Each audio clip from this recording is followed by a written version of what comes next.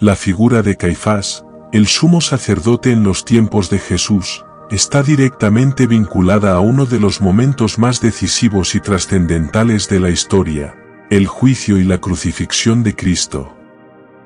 En los Evangelios, aparece como el líder religioso que orquestó el plan para condenar a Jesús a muerte, impulsado por una combinación de miedo, ambición y ceguera espiritual. Sin embargo, incluso en medio de esta conspiración, los acontecimientos muestran que los planes de Dios son soberanos y se cumplen a pesar de la oposición humana. Para entender el papel de Caifás, es necesario contextualizarlo dentro de la estructura religiosa y política de su época. En el siglo I, el sumo sacerdote era la máxima autoridad del judaísmo, responsable del templo de Jerusalén, de los sacrificios y de la intercesión espiritual por el pueblo de Israel. Era visto como el representante de Dios en la tierra.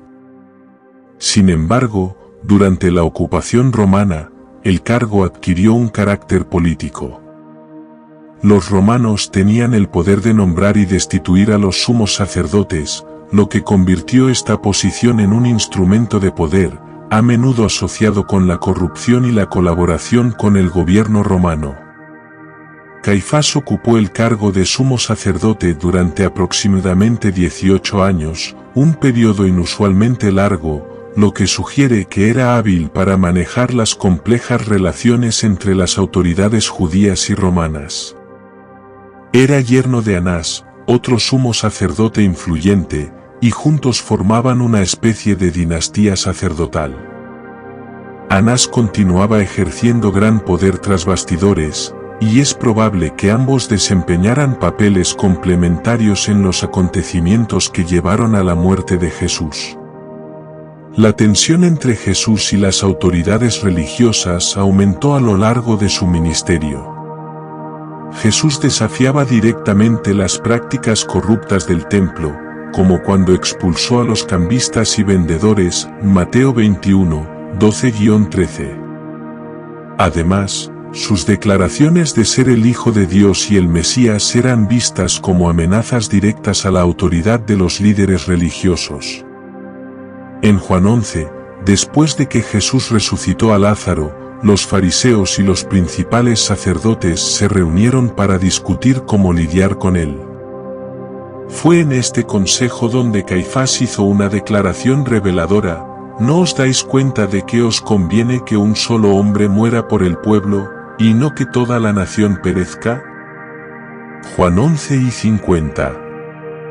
Aunque Caifás estaba pensando en términos políticos y religiosos, sus palabras tenían un significado profético mucho mayor. Sin saberlo, al condenar a Jesús a muerte, estaba participando en el plan redentor de Dios. La muerte de Cristo sería, de hecho, por el pueblo, no solo por Israel, sino por toda la humanidad.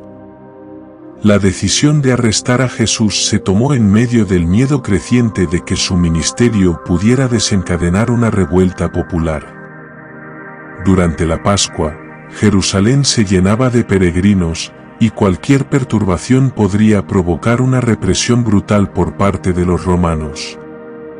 Para las autoridades religiosas, Jesús era una amenaza no solo para su posición, sino también para la estabilidad política de la región. El plan de Caifás y los demás líderes religiosos era arrestar a Jesús de manera discreta y llevarlo a juicio. Encontraron su oportunidad cuando Judas Iscariote, uno de los discípulos de Jesús, se ofreció a traicionarlo por 30 monedas de plata. En la noche en que Jesús fue arrestado, lo llevaron primero a la casa de Anás y luego a la de Caifás, donde tuvo lugar un juicio apresurado e injusto. Los evangelios describen el juicio como una farsa. Se convocaron testigos falsos para acusar a Jesús, pero sus testimonios eran inconsistentes. Finalmente, Caifás preguntó directamente a Jesús: ¿eres tú el Cristo, el Hijo del Dios bendito? Marcos 14, 61. Cuando Jesús respondió afirmativamente, declarando que verían al Hijo del Hombre sentado a la derecha del Todopoderoso y viniendo en las nubes del cielo, Caifás rasgó sus vestiduras en señal de indignación y declaró que Jesús había blasfemado. A partir de ese momento, se decidió la sentencia de muerte.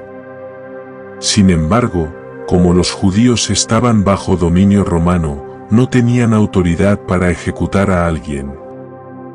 Por eso, Jesús fue llevado ante Pilato, el gobernador romano, con la acusación de proclamarse rey de los judíos, un delito que podía interpretarse como traición contra Roma. La participación de Caifás en el juicio de Jesús plantea varias cuestiones espirituales y morales. ¿Cómo alguien que debía ser el líder espiritual de Israel pudo actuar de manera tan injusta y conspiradora? La respuesta radica en su incapacidad para reconocer a Jesús como el Mesías. Caifás estaba tan preocupado por proteger su posición y el status quo que no pudo ver la verdad frente a sus ojos. Su ceguera espiritual refleja la dureza de corazón que puede surgir cuando el orgullo y el miedo reemplazan la fe y la humildad. Sin embargo, la historia de Caifás también nos enseña sobre la soberanía de Dios. Incluso en medio de la conspiración humana, los planes de Dios se estaban cumpliendo. La crucifixión de Jesús, planeada por líderes religiosos como Caifás, fue el medio por el cual Dios trajo salvación al mundo.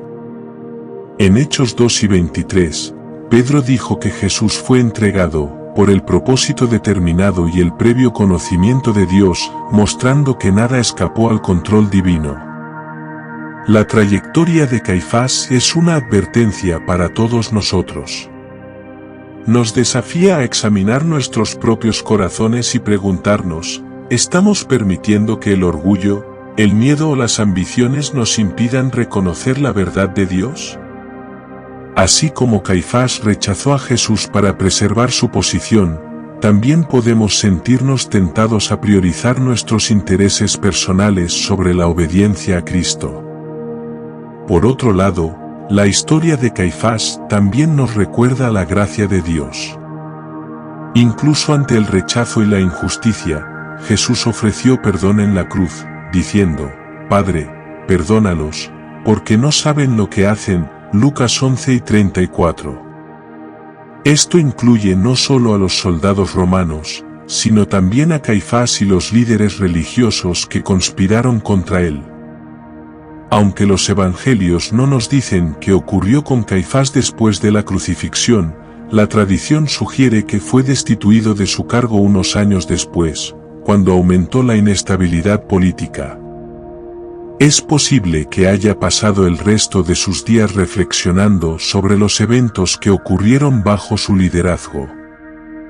La historia de Caifás nos invita a reconocer la soberanía de Dios, a abrir nuestros corazones a la verdad y a poner nuestra fe en Cristo, quien venció al pecado y a la muerte por medio de su crucifixión y resurrección. Si te gustó este vídeo y quieres conocer más sobre los personajes que rodearon la vida de Jesucristo y formaron parte de la rica historia bíblica, no olvides darle like a este vídeo, suscribirte al canal, compartirlo con tus amigos y activar la campanita para saber cuando salen los nuevos vídeos. Muchas gracias y que Jesús siga fuerte en tu corazón.